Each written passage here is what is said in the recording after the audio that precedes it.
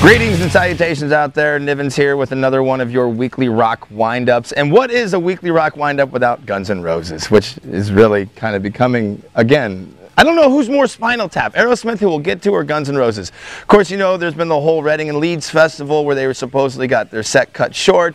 Then there was a situation in Ireland where Axl took forever to get on stage. Then when he did get on stage, bottles got thrown on stage at him, and he subsequently walked off. So basically what it comes down to, according to Sebastian Bach, former frontman for Skid Row and longtime friend of Axl's, the problem with getting Axl out on stage is that he needs to warm up his throat. It could take anywhere from 45 minutes to an hour to all night long. Because you know what, you can't just throw on Welcome to the Jungle in the car and just start belting it out. You gotta warm up the pipes.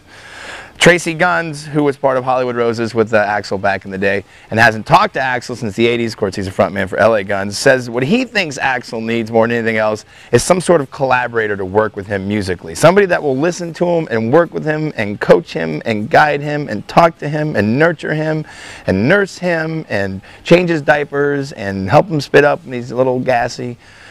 Kind of like the equivalent to Ernie to his Bert, if you will. A musical Beavis to his Butthead. Basically, what I think is going to save Axl Rose now and the whole Guns N' Roses project is a reunion of the original lineup. Adler's clean, Slash is clean, Duff is clean, let's get Izzy on the ride on this, and let's just make it happen. Because seriously, you cannot tell me that people wouldn't shell out $100, $200 for a ticket to see the original Guns N' Roses lineup. What made Appetite for Destruction so goddamn successful back in 1987? That's all I'm going to say about that matter. Now let's move on to Aerosmith, shall we? Former Aerosmith A&R guru said this week in the New York Post that what he feels the problems that are going on with Aerosmith right now are nothing more than petty jealousy coming from Joe Perry about Steven Tyler's decision to be on American Idol. According to this gentleman, in the past, Tyler's always wanted to be in the Hollywood scene. It's always been his thing and always been his big push. So now he has the opportunity to do so, whereas Perry thinks this is not the Steven Tyler that I know. He also went on to say that if Aerosmith does try to go on while Steven Tyler is doing American Idol, as Aerosmith, without Steven Tyler, they're not Aerosmith. Something to consider.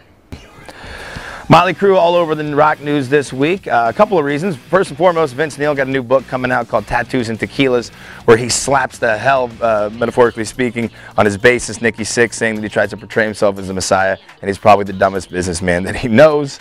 Also in the news, Vince Neil again, possibly going to be charged with assault, according to a police report from a woman on Sunday. She was in the elevator with Vince Neil, who was with two women. She tried to guess who he was and tried to figure that out. Vince wigged out on him and wigged out on her, beat her up.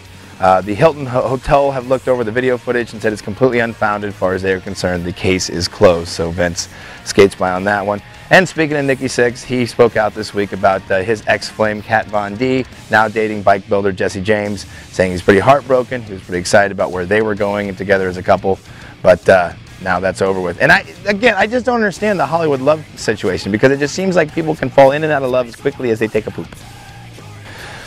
Metalocalypse and Death Clock fans, take note. Next month, a comic book is coming your way. Need I say more? Let's get a little video footage real quick. Death Clock. Epic. Okay.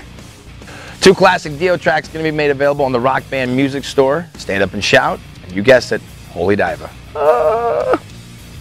And closing out the weekly rock windup, got to go with Ozzy. Back in the news again. Still waiting on word on what's going to happen with the Ultimate Black Sabbath reunion album tour situation, but just announced this week Ozzy's going to go out on the road with Halford. Of course, Rob Halford, frontman for legendary band Judas Priest, also has a little side project called Halford.